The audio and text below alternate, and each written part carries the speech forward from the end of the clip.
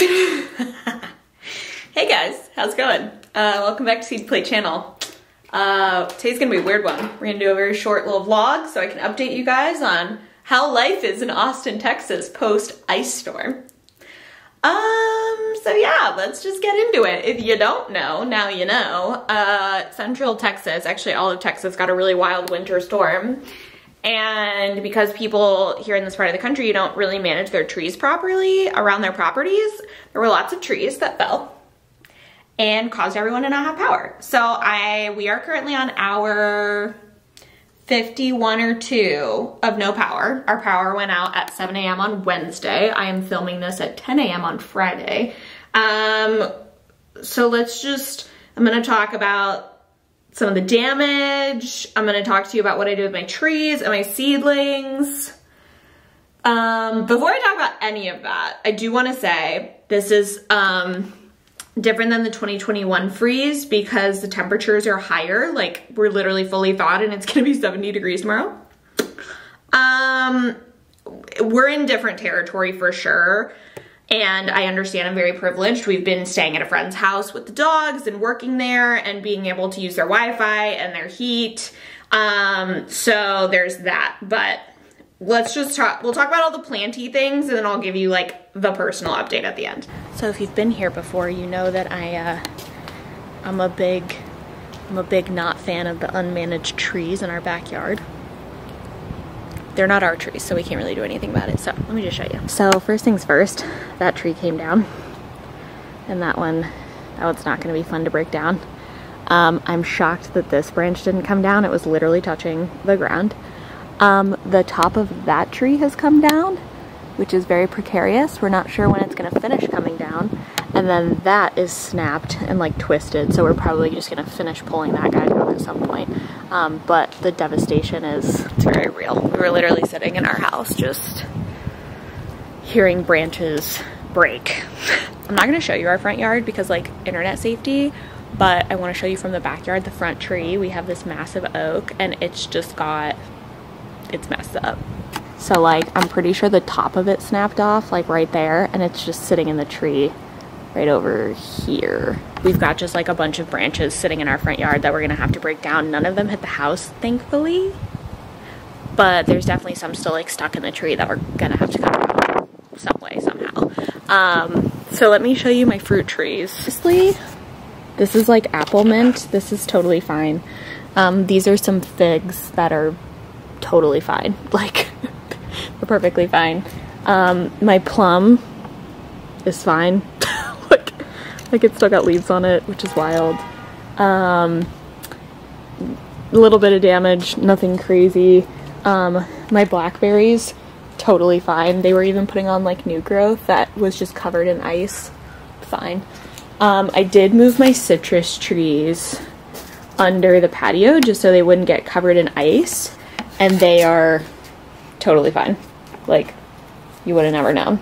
Actually gonna be pulling the citrus trees back out into the sunlight today so they can really get some good light.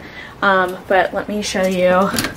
Let's talk about the seedlings because honestly, those are probably some of my biggest concern at this point. And I'm putting out another video about like issues that you may face with seedlings. I'm 99% sure that I used contaminated soil for my tomato seedlings. I'll talk more about that then, but point of the matter for this video, I literally restarted my tomato seedlings the evening before we lost power. This is my seed starting setup. You've probably seen it before. There it is in all of its glory. I had to move some of my houseplants that were on my desk and I basically just moved all of these seedlings into the window. They still look pretty good with 48 hours of no light, but a few of them are looking a little sad, a little droopy. This is the tray of tomatoes that hasn't germinated yet. What I ended up doing was I gave everything water, and we do still have hot water because we are on gas for our water heater. So our hot water works fine, which is great. But I gave them all hot water to like increase the soil temperature, and I'm hoping that that kind of holds them over until we get power. And then some of my flower seeds. So some of the flower seeds I put in my boyfriend's office, and you can even tell they were like reaching for the light, like they're like flopped over. You can really tell with these snapdragons, they were just reaching so hard for the light that they're like bending over. We're about to be doing lots of cleanup and I'm just hoping that these seedlings survive. I think the house temperature right now is 55. It's 55 in here. Not the worst thing in the world. We have neighbors who are getting it out, but let me tell you more kind of personally. So the 2021 freeze, I actually vlogged it. I don't know why. Like, I feel like sometimes when you're going through something really hard, it like helps to record it for some people. It's a weird deal, but we're fine. So basically how this went down was we had this ice storm hit. We loaded up on firewood. We had plenty of food. We did not think we were gonna lose power. We just thought we were gonna like not be able to drive for a couple days, which like we work from home, so not the end of the world. Basically Wednesday morning, we were drinking coffee in the living room and the power went out, and we thought it was gonna be like max a couple of hours. Like we really weren't that upset. And like I said, we had plenty of firewood, so we just like started a nice hot fire and kind of, you know, like messaged our managers and we're like, hey, we don't have power, like we'll be on by noon, don't worry about it. Noon came and went, and as Wednesday progressed, the house just got colder and colder. We kind of had to make a decision on when we were gonna make a call. We do have 2 dogs, and we would have been fine, but we had the option to go to our friend's house. So by Wednesday, like evening, like 7 o'clock was when we decided we were gonna cut it off. At like 6:30, we were sitting there and just so like sad and bummed. And I did have fun like cooking over the fire all day. That was kind of fun. It was not fun by the time I made dinner and I burned the pizza that we had, and then I realized that the fridge and the freezer were thawing, and so that wasn't as fun. So by 6:30, my boyfriend Cam, he basically got off the couch and he was like, okay, I'm gonna go pack a bag. Every light in the house came on. Like everything kicked on all of a sudden, and we were so happy. We like started doing a happy dance. We were just like, oh my God, so thrilled. and then it turned off.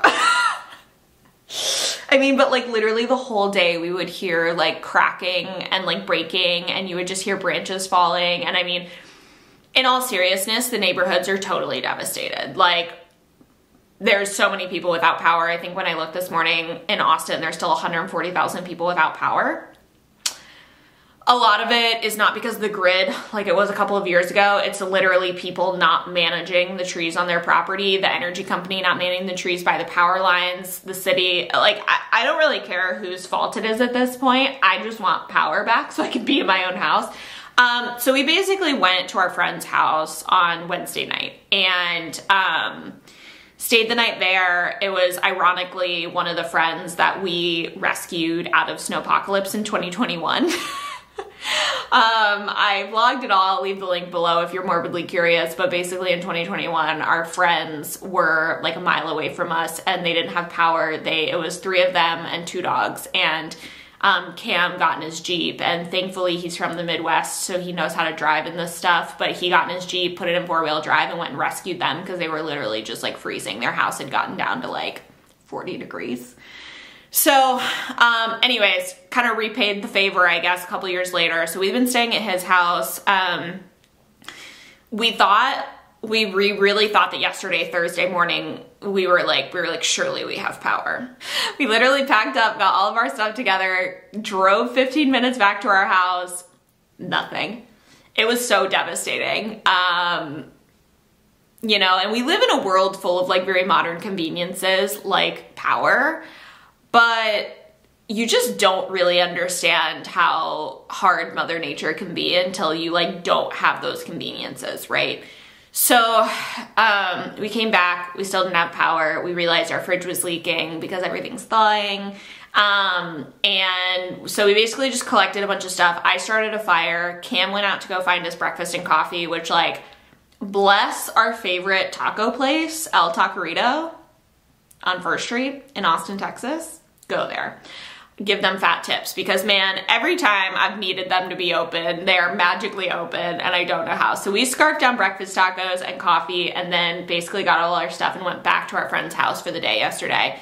I was smart enough to grab some food from the house, and I actually made dinner for everybody last night. It's just like a massive thank you so much for, like, letting us crash in your house with our 2 massive dogs and needing Wi-Fi to work and all that stuff. So I actually used my last can of tomato curry sauce. I had a quart left, and I used that and made coconut curry for everybody last night, which was really good.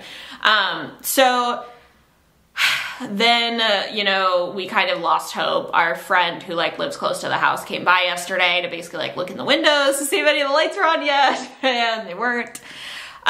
So yeah, it's Friday. It's probably like 10:30, 11 at this point. We have no idea when our power is coming back on. Like, no clue. Hey guys, how's it going? Welcome back. It is actually the next day from when I made what you just saw.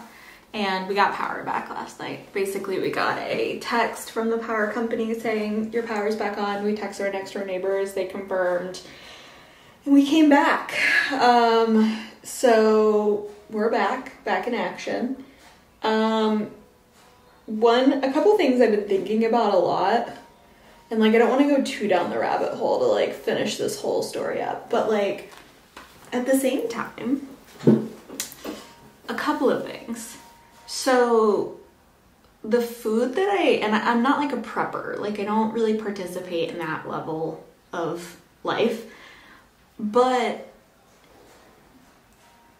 the fact that I was able to cobble together a meal from stuff that we had canned that was shelf stable, in addition to what we ate last night, was spaghetti sauce that I had in the freezer that I had made and then, like, frozen the leftovers, and it was, like, just starting to thaw, so we were like, that's safe to eat.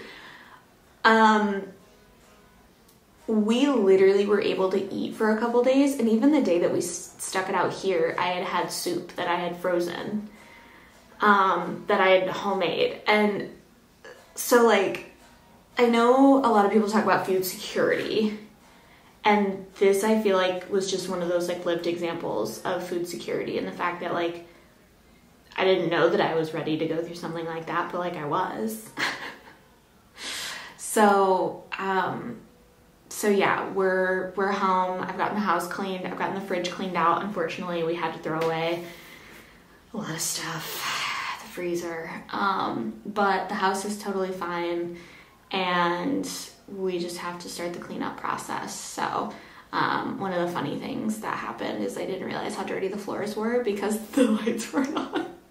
It was really gray, and so once we got all the lights on last night, I was like, ew. So floors are cleaned, house is cleaned. There are still lots of people in Austin without power, like a lot. I think it's getting drastically better. Like, they're making really good strides, but yeah. So seedlings are back under their lights, not in the windowsill anymore. And yeah, can't believe, I think we calculated it last night, 61 hours, no power. And the seedlings all survived, and they all look pretty freaking healthy. So thanks so much for watching. Happy gardening. See you next time.